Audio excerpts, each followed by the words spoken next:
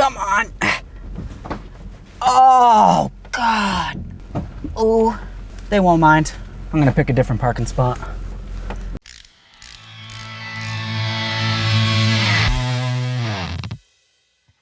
What is going on over here? Sorry about the scratch. Oh no! Hey friends, it's Len here from 1A Auto. So in today's video, I want to talk to you about paint transfer. If you were to look at this bumper right here, and maybe you saw the cold intro, you saw exactly what happened. Somebody drove by, they incidentally scraped up against this with their white paint, and it transferred to this red bumper. I want to see how much of this I can get off of here, so let's talk about it. Now, before we get too deep into this, let's go ahead and talk about paint and how it works. Essentially, you're gonna have the metal aspect of the vehicle, or essentially the base layer. After that, you should have a primer. That's essentially gonna go ahead and soak up that paint and make sure that it wants to stick. Of course, we're gonna have the base coat of the paint itself, whatever color you pick. Maybe you like red, maybe you like a nice black truck, or whatever the case may be. But you don't wanna just stop there. You have to make sure that you coat it with something, otherwise the paint's very fragile and could potentially easily get damaged. So right up along the top here, you're gonna notice that we have a nice thick coat of clear coat right across there. So we know how paint's layered on there, but what about if you get a little bit of damage on the paint? Maybe somebody came up and they gave it a big old bonk, or they just went ahead and chiseled it with something, maybe something metal, carved right into it. It went through that clear coat, as you can see right here, went in through the paint layer there, and it even went all the way down to the primer area. At this point, you're not necessarily going to be able to try to buff this out. It's going to be a little bit more difficult because the paint actually got damaged, and it doesn't really matter if you try to buff it out or even put any clear coat over that. It's still going to have an area where you can't see any paint, and it's going to look like a scratch no matter what you do. So the way that you'd have to fix that is to add another coat of paint in that area that you're going to be fixing, and then of course layer it with some clear coat. But if you're lucky enough and you just had a light skim, it's really just a small scratch and it didn't even penetrate the clear coat layer right here, it definitely didn't get into that paint. Typically all you really have to do is just wash the area down completely and then give it a nice light buff. So now at this point, you can carefully take your buffer and you can make something that looks just like this that you're gonna be able to see from a distance to look a little bit more like this. The reason why this is gonna be better overall is because light deflection. Essentially, light's shining down on the vehicle's paint itself, and if you have a little discrepancy like this right here, the sun's gonna kind of channel into that and go pew, pew. If you have a nice little layer like this right here where it just kind of swoops, you're not even gonna be able to see the light reflecting off of there in strange directions. Now, the first step to determining whether or not we're just gonna be able to buff out this little transfer right here, or if it's something that's actually damaged to the vehicle itself, is to just take a little bit of water, and you can get this pretty much anywhere, right? We're just gonna go ahead and spray it on here, and what we wanna pay attention to is the areas that stay different color and areas that look like they kind of disappear. The areas that disappear generally are pretty much just an issue with the clear coat, and I feel as though we'll be able to buff that out. But the areas that you can still see the scratch when this is wet, well, that's telling you that pretty much these areas aren't necessarily gonna come out very easy. Now, no matter what you're gonna wanna do, you're gonna have to work with a clean surface because of course I don't wanna start grinding in anything that might be sitting on this, such as dirt or any other type of debris. As you can tell in this particular car, it's in horrible condition. Somebody parked it underneath some sappy trees and I might have even done a video on it already. Anyways, so we're just gonna go ahead and clean this down with some soapy water and a nice microfiber cloth.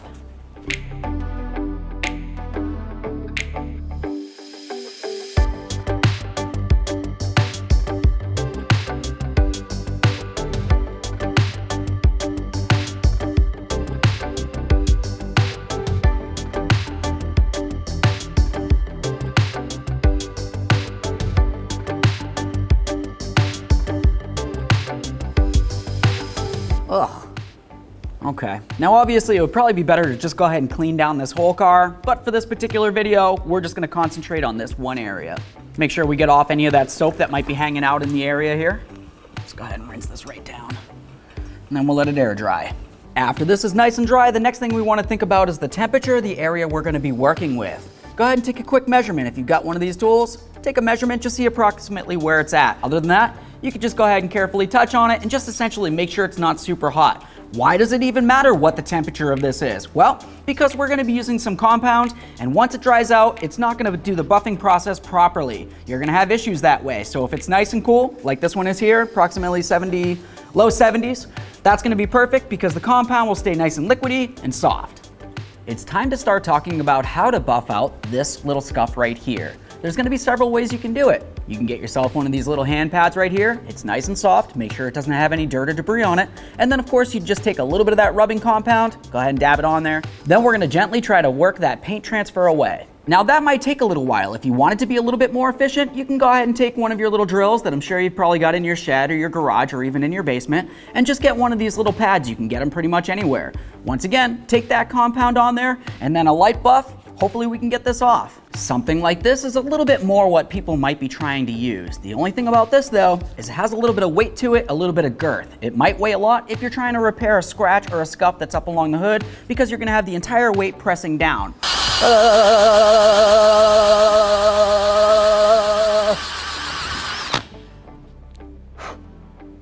think it's smoking.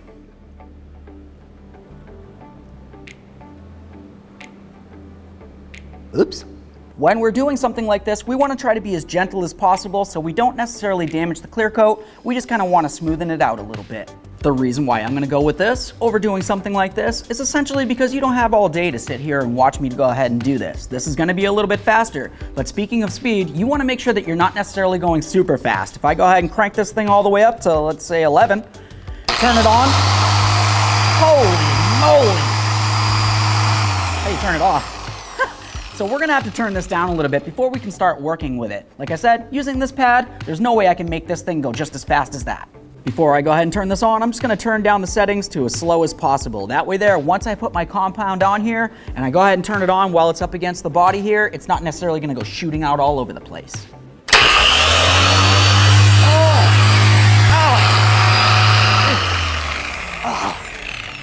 Great. So I put a little bit of my compound on here. Now I'm gonna go ahead and carefully press it straight up against the paint, putting minimal pressure, and then we'll go ahead and turn this on. The reason why we're putting it up against there first is because if I switch this on, like I said before, it's pretty much just gonna shoot out all over the place. I got it on there. Just gonna go ahead and dab this all over the place a little bit. Just try to work it in.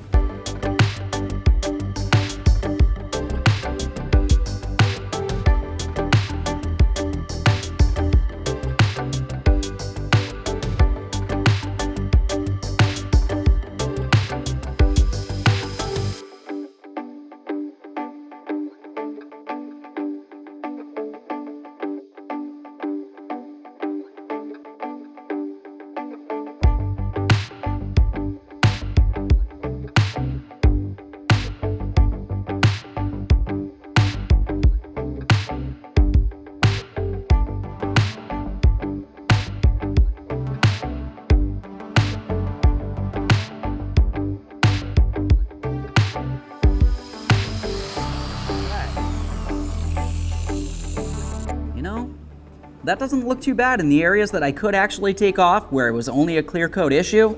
It looks kind of amazing. There were some areas that obviously the buffer is not going to be able to remove. Those areas are a little bit deeper, and this is going to require some different type of body work. Now, something that I want to talk about while we're still working on this boat anchor car. When I was buffing this, of course I was trying to go as light as possible, and I got off the areas that it was just an issue with the clear coat.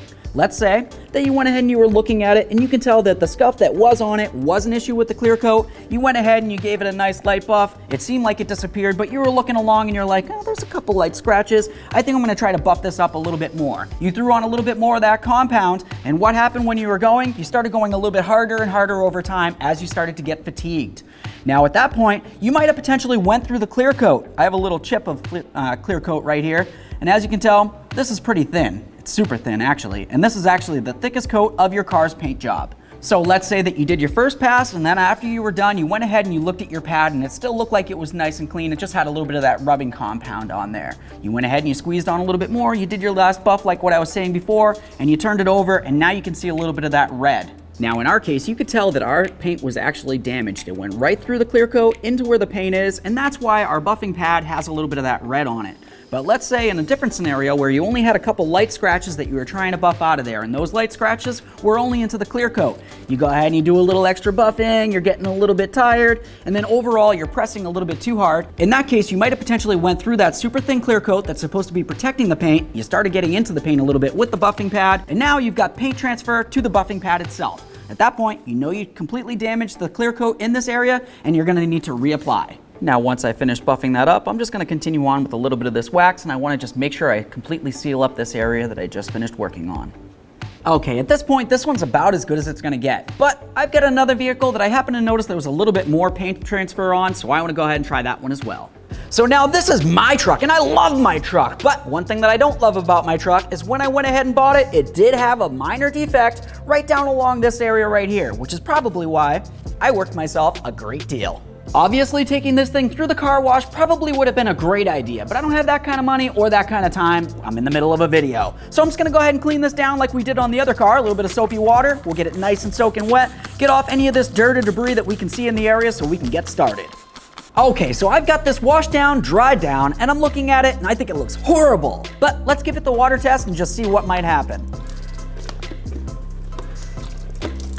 Looking at this, you can tell that the majority of this is more than likely gonna come out as we start our buffing. I'm pretty excited about that. Something that I absolutely need to mention to you, if you're gonna be waxing or even using some kind of compound to be able to buff out any of the paint on your vehicle, you wanna make sure that you go ahead and you tape off any of the plastic trim that you have on here because the compound or wax is gonna discolor it.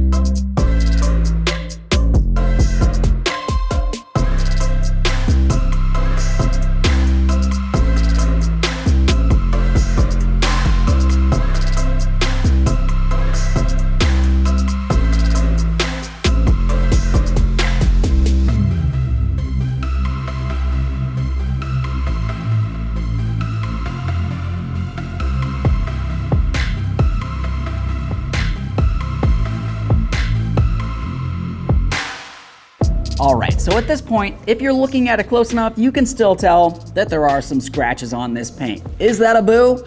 Maybe a little boo. But overall, if somebody's looking at this from a distance, are they gonna see a big old white transfer of paint on the backside of my truck right here? Probably not, unless they're looking that close. Who's looking that close? Maybe wifey poo. Maybe she's gonna tell me she loves it. Woo! Now it might do me well to go ahead and do the rest of the truck just like this, but this looks good enough for now. All right, so let's wrap this up real quick. If you had a light amount of paint transfer that went ahead and got onto your paint like this one right here, you could just carefully try to wash down the infected area. You're gonna give it a light buff with some buffing compound, and then of course you wanna make sure that you coat it with some sort of wax that's gonna help protect the area. But if you had an area that looked like this, where it went through the clear coat, through the paint, and even into the panel in some areas, that's definitely not something that you're gonna typically be able to buff out of there or even add a little bit of wax. Something like that, you're gonna need a little bit more body work. Oh, hey, Lynn, you think you can buff this off for me? I got a little bit of an accident here. I don't think any amount of buffing is gonna get this off. Oh, well, that's too bad. Sorry, dude. Just as a side note, when you're buying compounds or even the buffing pads, there's gonna be different options for you. So you're gonna wanna make sure that you judge it by the particular application that you need. Some types of body work, you're gonna have something a little bit more abrasive to get started, and then you're gonna work your way into something a little bit more fine. Other times, it's just a mild scuff on the bumper there or someplace on your body. You can go with something very fine for that. You're probably gonna find some compounds that are gonna cut a little bit more than others. You're also gonna have different types of pads. Some of them are gonna be more abrasive than others, and then of course they have different cooling effects. These ones right here are gonna keep cooler a little longer. This one right here, it's nice and soft. You're not even gonna use this for buffing. This is kind of for more at the end when you're just adding a little bit of wax. Okay, friends, so I hope this video helped you out a little bit. Maybe you've had a situation like this before where maybe somebody gave you a light scuff and they left you a little love note and maybe a couple dollars aside so you can go ahead and get yourself a nice coffee if you're lucky. Either way, I hope you liked the video. I hope it helped you out. If you did and you want to share it, go ahead and share it. If you liked the video, smash on the like button for me. It would mean the world. While you're at it, go ahead and subscribe, ring the bell. That way there you and all of your friends can be kept up with all of our latest content. Thanks.